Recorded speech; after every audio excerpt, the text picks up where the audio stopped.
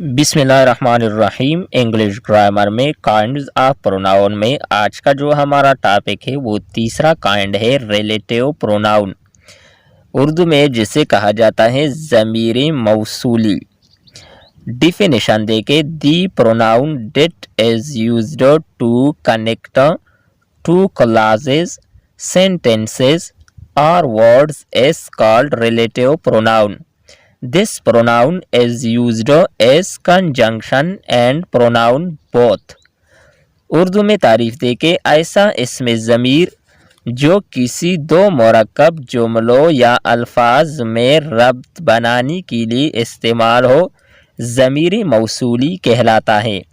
ये इसमें ज़मीर हर्फ अत्फ़ और इसमें ज़मीर दोनों की सूरत में इस्तेमाल हो सकता है।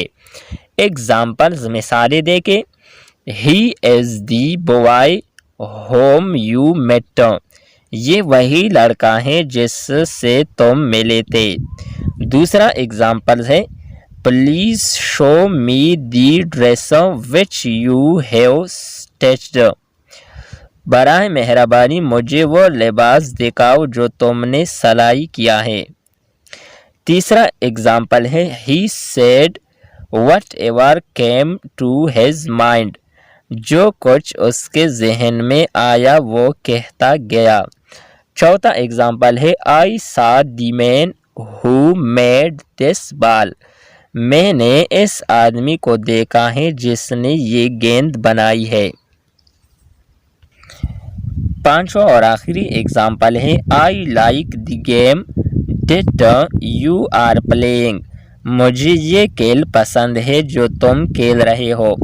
In the above sentences which, whom, whatever, who and that are relative pronouns.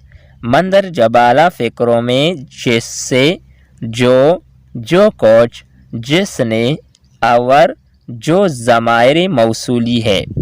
ये थी हमारी आज की वीडियो रिलेटिव प्रोनाउन के हवाले से। नेक्स्ट वीडियो के साथ फिर दोबारा मिलते हैं और इसमें हम इंट्रोगेटिव प्रोनाउन की वजाहत करेंगे। तब तक के लिए इजाज़त चाहते हैं। खुदा हाफिज़।